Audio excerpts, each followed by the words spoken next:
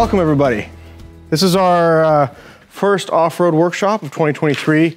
My name's Chris, and we are going to be talking about the very basics of radios for the backcountry and vehicle use. This topic is very, very in-depth. Tonight I'm going to try to skim the top of it just to give you guys all a very basic understanding of the tool and how it could maybe improve your backcountry experience. So with radios for the backcountry, for getting out and playing around with your trucks and your friends, there's kind of three basic needs that I kind of bucket radios in, and that's group communication. So if you're traveling with the group, like just general chit chat as you guys are driving along vehicle to vehicle.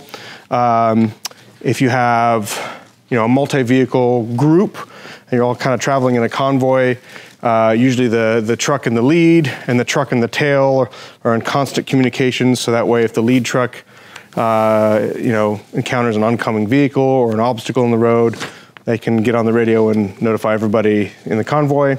Or the rear truck can notify, hey, somebody fell back with a flat tire, and then everybody knows to stop and whatever. So it just kind of helps with convoy communications, sort of logistics. Obviously, spotting each other when you're going through technical sections on a trail. Radio is great for that as well. Another good thing for radio, so that's kind of group communications. There's the whole emergency side of things. So if you need to radio in maybe just a location just for an situation update with folks back home, or if you need rescue, or if you have a medical emergency, radios can assist with that. And the other sort of bucket is just sort of general, just weather alerts. A lot of radios will also give you the NOAA weather broadcast for your region that you're in, which is kind of nice. So even if you don't have standard radio, terrestrial radio like on the vehicle, or if you don't have cell communication and you can't pull up your weather app, you can certainly just hear the NOAA weather broadcast for your area that you're in. And also, gives you weather alerts. They'll alert if there's big storms coming through. Just good stuff to know if, when you're out in the middle of nowhere outside of cell service. So this is all, I'm gonna try to keep this all separate from satellite and cellular, because otherwise your heads are all gonna explode. I agree. I'm sorry, Siri. So we're just gonna try to keep satellite separate from this, because that's a whole nother mess to deal with. All right. So that's kind of the basics of why you might want to need a radio. There's a bazillion other reasons, but those are kind of the three buckets I put them in. And radio, there's several different kinds of radios, and I'll cover all that a little bit later. But I just want to kind of build up some foundational radio knowledge, nerdery real quick. So bear with me. All right, this thing that I'm sure you can all read in great detail and see every little thing that's on here. This is the biggest size I could print here, and this image could fill this, and you still wouldn't be able to read it all. But for North America, for the US, this is the entire spectrum of everything radio, and every little colored little block and sliver is allocated to a certain thing.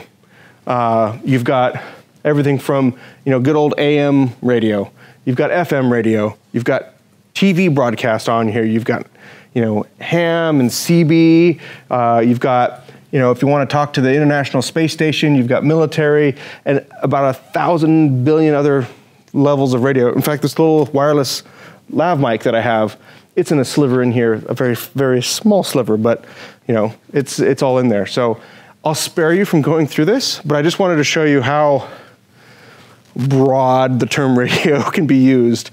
And a lot of this is also for data transfer, just for sending files over radio.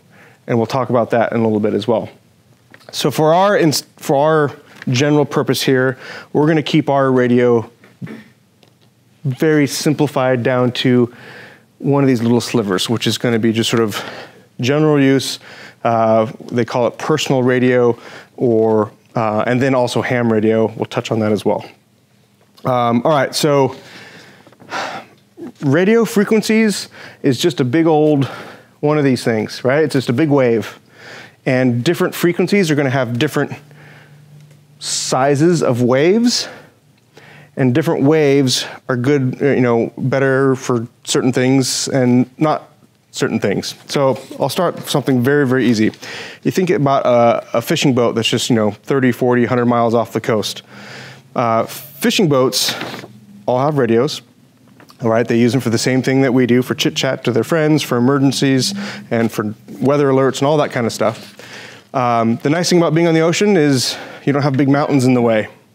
And so radios can communicate very long distance. Obviously you have the curvature of the earth, which can affect it, but you can get a pretty good line of sight with a radio out on the ocean. And most of the marine radio communications are kind of more down in this lower frequency range, because the shorter the wavelength, the better it is for short distances. The longer the wavelength, the better it is for long distances. So you think of AM radio in your car. You can hear an AM station everywhere, right? One AM station will just carry forever, and sometimes you'll be out in the middle of nowhere and you can randomly pick up an AM station from some city that's a long, long ways away in your car. That's because AM is using something very similar in frequency range as what boats do and whatnot. That's just really, really good for long distance. The problem with AM is it sounds pretty crappy, right? The quality's horrible. It's very prone to static and interference, but it's really good about long distance.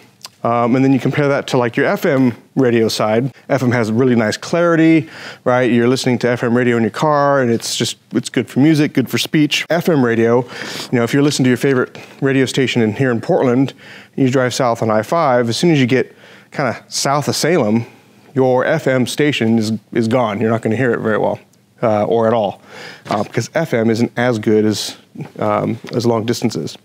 So another thing that affects radio, not just the wavelength, but also just sort of the terrain. So this is my mountain here, this beautiful thing. And if you've got a vehicle that's on one side of the mountain, right, trying to talk to a vehicle on the other side of the mountain, depending on what type of radios you're using, you're just not going to be able to hear each other because you have this giant mountain in the way. Now some radios can do it better. There's another little fun thing I drew here, and this is just called I call this a repeater tower for tonight's exercise. So sometimes you can use things like a repeater where this guy is talking to this guy, and this is just simply acting as a relay, right? So signal goes up to here and down to there, and you can hear each other, and you might have, you'll be on either side of the Cascade Mountain Range just by using a repeater, which is pretty cool. And that opens up a lot more distance and opportunities for good communications. Think of communications as just a way to enhance the experience. And I keep on harping that with just about every class I do, but that's really what it's all about, is making sure that your backcountry experience is as good as it possibly can be, because oftentimes you're on vacation and you want to have a good time. So having good communications with everybody that you're traveling with, if it's multiple vehicles, like I said earlier, or if it's just people within your group. Let's say you get to camp and a couple folks want to just go off and hike down to the river, do a little bit of fishing, while other couple folks are back at camp maybe making dinner or something like that. It's still good to have communications. So let's talk about the types of stuff that's out there. Now on this table, I've got a whole bunch of nonsense, and they're just sort of examples of just different categories for the most part. But I'll break it down to basically 4 types of devices that you probably have heard of. I'll start with a CB. Who here has heard of a CB? CB radio, right? CB's been around forever. It's the Citizens Band. It's CB uses basically the equivalent of AM radio. So again, it's really good for long, long distances, as long as you have line of sight. The quality is horrible. The equipment's usually really, really inexpensive. To start out with, you can get really fancy CB radios, but generally just a basic CB radio is pretty inexpensive, which is nice. But again, that AM band is more prone to static and interference. And really the big killer for me with CB is there's every type of radio sort of has a limitation that's regulated by the FCC, which is the Federal Communications Commission. CBs are limited to 4 watts. So you cannot press the talk button on your CB and use more than 4 watts of power. If you are, you're being very naughty, and someone's gonna come slap your hand and punch your face. I don't know, but you're limited to 4 watts, and 4 watts is not a lot of power when you're up in the mountains. 4 watts is pretty decent when you're out in the open plains, and you can get by, but 4 watts is just not gonna get you out. And so you'll see guys with CB radios that have just big, huge antennas, or very complex modified antennas with, you know, ways to kind of boost the gain and the signal. They're doing absolutely everything they can to squeeze as much out of 4 watts as they can to get range. And the reason why truckers use it is because most of our big interstate routes are just long and open and wide, and they're only having to go truck to truck to truck to truck to kind of relay information. So it works really good for that. CB, you're limited to 40 channels that you can use, and that's across the entire country. And so that's a lot of people that are using the same 40 channels. And then CB's not, you know, there's no license required. Anybody can go buy a CB radio and anybody can talk on a CB radio. It's a very inexpensive radio to get into. I do carry a CB radio in my truck. It's because I like to go up in places where, that are forested, or there's commercial operations or mining, like out in the desert too. And oftentimes you'll be going down a, you know, BLM road or Forest Service road, and you'll see either logging operations or mining operations, or there's some commercial operation going on, and they'll usually have a sign that says channel number blah. That's them saying, hey, if you're going down this road, we are all using this channel, and you know, we're gonna have a big old log truck flying down here at Mach 30, so he'll be hollering out on each corner milepost when he's coming down. So if you can hear him on the CB radio and announce that you're coming up, hopefully you don't have a close encounter. But so CB is good for that. All right, so that's CB radio. The next is going to be FRS radio, or just a good old walkie-talkie that you can buy at Freddy's or Walmart or wherever. FRS, I'm going to kind of bucket FRS and GMRS sort of in the same kind of bucket, but I'll give you pros and cons of each. But FRS and GMRS are 2 more types of radios that are in the sort of personal radio bucket with CB. The nice thing is they are on more of the UHF side, so the ultra high frequency side, rather than AM. They're going to use a much shorter wavelength. So shorter wavelength again is better clarity, but not so good for distance. So these little walkie-talkies. Great little one if you're in camp and you got the kiddos and they've got a radio, you've got a radio, you can talk to each other, but you go around a corner or to even get down through the trees a little bit, and these things just start losing their distance. So you don't have a lot of distance with FRS, and you're also limited with FRS radios, you're limited to 0.5 watt, which is even less power than CBs, and you're thinking, why would I even want this? Well, these are really cheap. They're also free to use, FRS radios. They're probably, I would say, probably the cheapest out of all radios to get. Is just a crappy little walkie-talkie for $29 for a pair of them in a charger. So they're really, really inexpensive. One other restriction, though, with FRS radios is not only are they restricted to 0.5 watt, but you're also restricted, you cannot have a detachable antenna. And I'll explain antennas here after I kind of go through all the radios, and you'll understand why that's kind of a horrible thing. But they all have to have fixed radios, or fixed antennas. They're also, you're limited to, 22 channels on these? No, it's actually slightly less because it shares it with GMRS. So you're limited to a set number of channels, and like CB, you've got a lot of people that are on those channels. FRS is going to be less crass on the communications as CB is. So a little bit better for the families. It is called Family Radio Service is what it stands for. So, but again, a good tool for certain things, but very, very short distances, very low power, fixed antennas, but they are cheap. The next step up from these, and it's very similar, it's the same frequency range, is a GMRS radio. Technically this does GMRS, so I can use this as an example. You can also get GMRS radios that look like this as well. So either of these could be a GMRS if it said it on the box, but GMRS it uses all of the FRS frequencies, plus a few more. The cool thing about a GMRS radio is you're no longer limited to half a watt. GMRS will go up to, 50 watts of power. That's a big jump.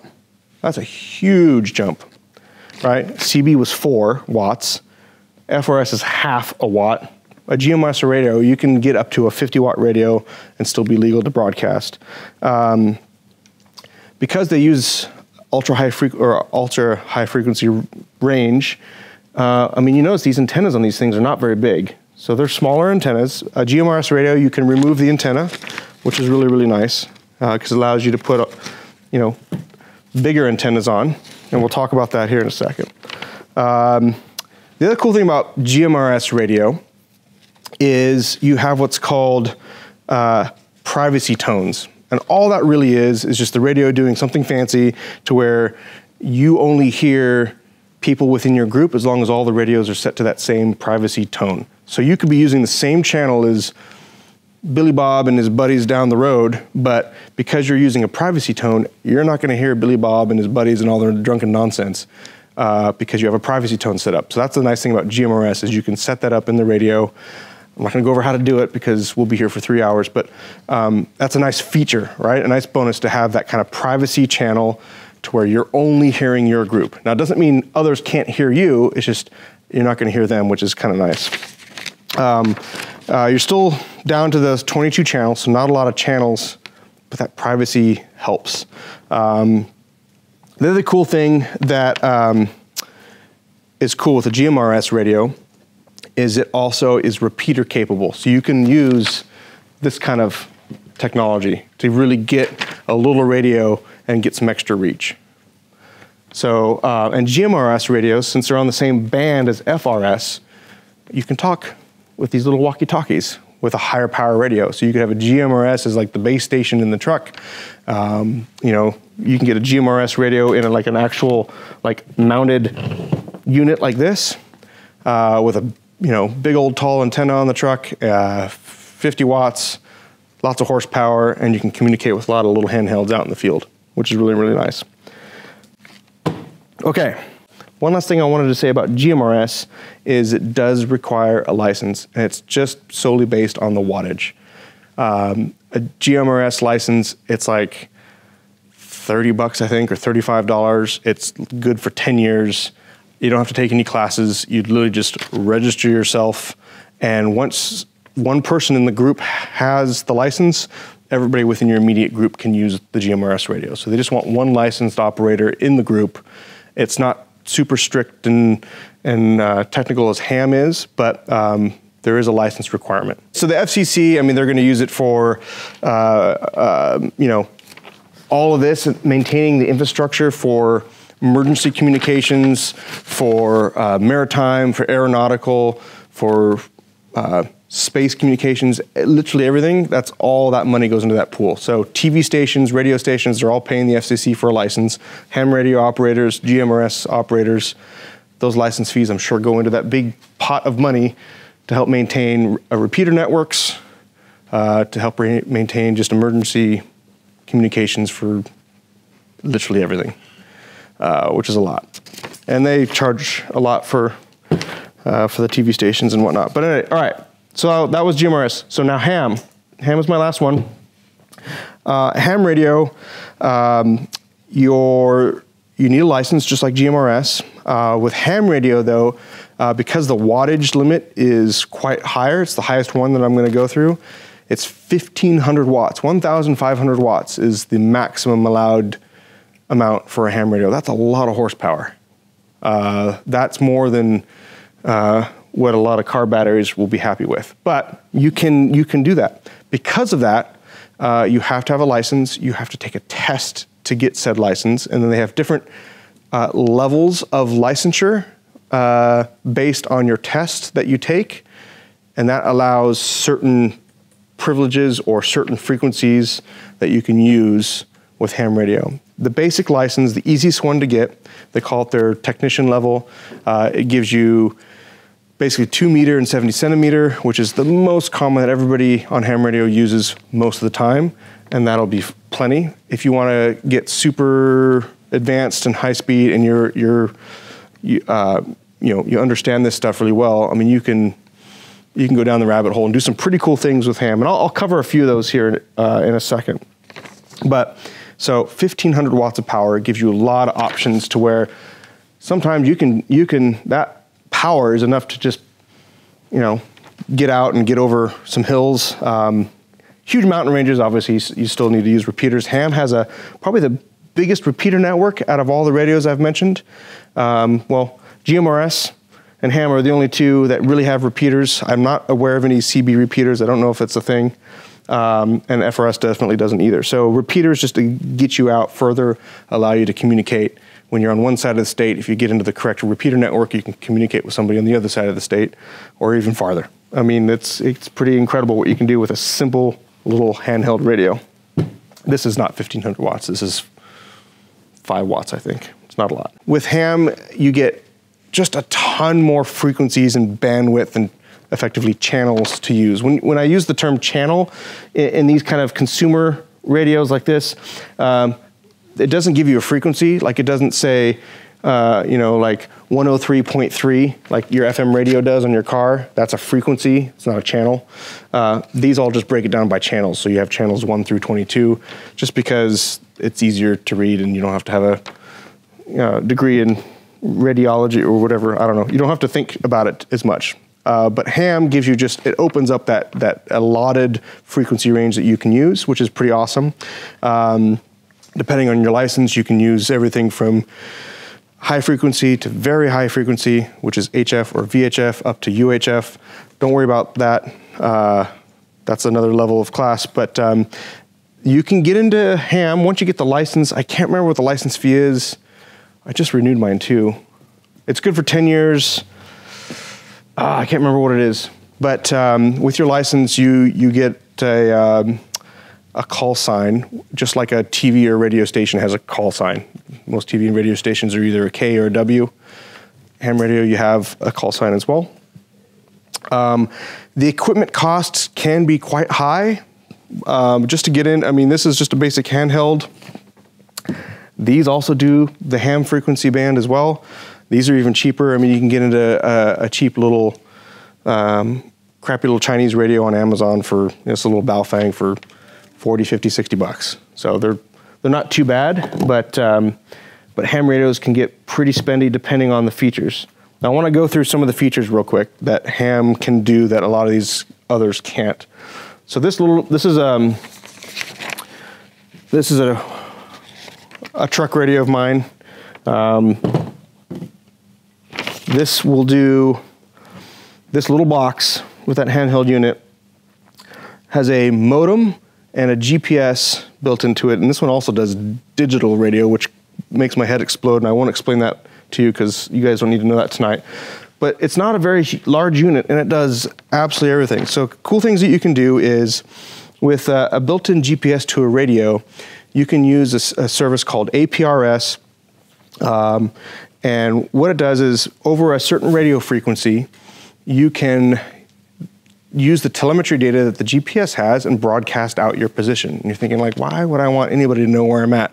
Good example, if I'm going out on a vacation with me and my buddies, and we're out in the middle of nowhere, we don't have cell service or whatever, I can turn the APRS on and broadcast my signal out. There's a huge repeater network all across the world that is listening for APRS signals, and these repeaters will be hooked up to the internet. And you can go to a website called aprs.fi. You can type in someone's call sign. So my wife, she'll type in my call sign at aprs.fi, and she can see my location, which lets her know that I'm still alive, I still have a pulse, and I'm out in the middle of nowhere, and like, she's all right, you're good. You can also send out, obviously, data, text messages, all that, just using a radio, which is pretty awesome. So I can have in that telemetry broadcast that goes out, I can have a little text that says, all good, right? So she knows that when I'm out in the middle of nowhere, out of cell service, you know, all good to go. And that's just with a simple ham radio. You can have, if you have a whole convoy of vehicles and everybody's broadcasting out positions, you can use that for, you know, quick and dirty mapping. I mean, it's a GPS unit. You can use it for just simple waypoint communications between vehicles. I mean, there's just another level of insanity that you can do by having a modem and a GPS unit in a truck radio. Pretty cool. Obviously, you can turn the thing off and on, right? You can turn the GPS antenna off and on. You can turn off the APS modem, right? So you have the APRS modem, so you have full control over it. It's not something that's just, you know, Big Brother listening in on the background. It's something that you have full control over, but it's a cool thing that you can do. So it's just a good way to communicate back to home without the use of a satellite. So we're keeping satellites all out of the picture. That's just using good old-fashioned radio. So let's talk about antennas. So because this is a ham radio, it's a dual band, so it'll do 2 meter and 70 centimeter radio. So I just need a dual band antenna, which could be as simple as this little mag mount, right? That just magnetizes to the top of the truck. I run an antenna down to this base station, right? Simple as that. With antennas, the antenna needs to be tuned to the type of radio frequencies you're using. If I plug this antenna into a CB radio, not a whole lot's going to happen, or happen very well, because it's just not tuned to that frequency band. And I won't go into antenna tuning because that's, again, a whole other level of insanity that will make your heads explode. But there's YouTube videos for that. The thing with antennas is antennas can be tuned and sized to give you more gain. And what gain is effectively turning the volume up on, you know, your stereo, right? Your signal gets louder, it gets stronger, it's got more oomph to get out farther. So you're taking, you know, a 50 or 100 watt radio and you're adding another, you know, 5, 6, 10 dB of gain, right? That just turned that into a little bit more of a workhorse to get that signal out. The other thing with antennas is taller is better, right? If it's tuned properly. So the longer the antenna, you know, the more line of sight that antenna is going to have over the horizon. So with any kind of radio, including CB, you're allowed to have detachable antennas. I mean, again, we've all seen, actually Bubba's not here, but on his truck, he's got a big CB radio in his truck. It's only, again, 4 watts, but he's got like a 10-foot antenna, big old whip, right? But that's just so he can get better line of sight without, you know, having high wattage.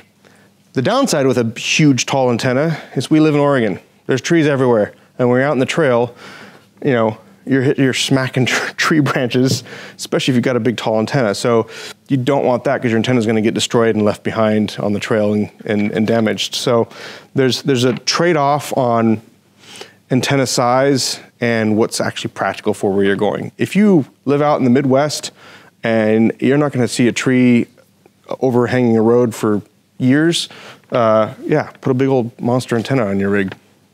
Or if you're out in the desert all the time, you know, whatever. But think of like pulling into your garage, parking in a parking garage, going through a drive-through, you know, all the other things in city that could also take out an antenna. So the other thing with antennas, and antennas like to have what's called a good ground plane. And the simplest terms I can explain it is antennas want a nice big flat surface to sort of reflect off of and have signals reflect off of back, So when it's sending a signal out, having a nice big ground plane like your hood or the roof of your vehicle is fantastic. It just helps that antenna be more efficient to get that signal out. Don't ask me how it works, it just does. You can Google it, but good antenna placement is gonna be, you know, on a bumper, right, along the hood. You've seen mounts that kind of mount to the hood itself or kind of in that crack. I like putting antennas up on my roof, but again, you just gotta be cognizant now you've got something up there that's high. You can get spring mounts for antennas, so if the antenna gets smacked, that spring just allows that antenna to fold over and then it'll self-right. I mean, there's even fancy ones where you can push a button and the antenna just goes and folds down. You can press the button again and it folds back up. I mean, you can get super fancy. Or it can be as simple as, hey, I'm gonna go on a trip, I'm gonna plunk this on the roof of my car, run the antenna inside, now I've got my antenna, good to go. So, the other thing with antennas is